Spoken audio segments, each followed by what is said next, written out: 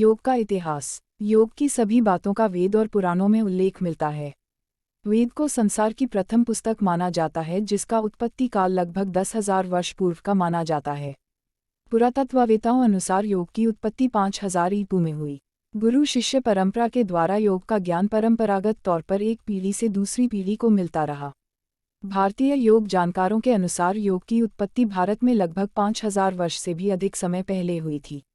योग की सबसे आश्चर्यजनक खोज 1920 के शुरुआत में हुई। 1920 में पुरातत्व वैज्ञानिकों ने सिंधु सरस्वती सभ्यता को खोजा था, जिसमें प्राचीन हिंदू धर्म और योग की परंपरा होने के सबूत मिलते हैं।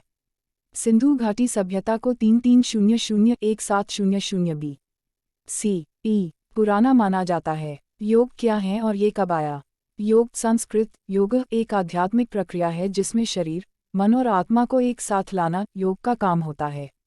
योग शब्द तथा इसकी प्रक्रिया और धारणा हिंदू धर्म, जैन धर्म और बौद्ध धर्म में ध्यान प्रक्रिया से संबंधित है। योग शब्द भारत से बौद्ध पंथ के साथ चीन, जापान, तिब्बत, दक्षिण पूर्व एशिया और श्रीलंका में भी फैल गया है और इस समय सारे सभ्य में लोग इससे परिचित हैं। सिद्धि के बाद पहली बार 11 दिसंबर 2014 को संयुक्त राष्ट्र महासभा ने प्रत्येक वर्ष 21 जून को विश्व योग दिवस के रूप में मान्यता दी है।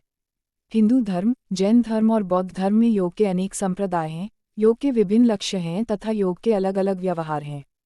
परंपरागत योग तथा इसका आधुनिक रूप विश्व भर में प्रसिद्ध हैं। सबसे पहले योग शब्द का उल्लेख ऋग्वेद में मिलता है। इसके बाद अनेक उपनिषदों में इसका उल्लेख आया है। कठोपनिषद में सबसे पहले योग शब्द उसी अर्थ में प्रयुक्त हुआ है जिस अर्थ में इसे आधुनिक समय में समझा जाता है। माना जाता है कि कठोपनिषद की रचना ईसा पूर्व 5वीं और 3री शताब्दी ईसा पूर्व के बीच के कालखंड में हुई थी। पतंजलि का योग सूत्र योग का सबसे पूर्ण ग्रंथ है। इसका रचनाकाल ईसा की प्रथम शताब्दी या उसके आसपास माना जाता है। हठ योग के ग्रंथ 9वीं से लेकर 11वीं शताब्दी में रचे जाने लगे थे। इनका विकास तंत्र से हुआ।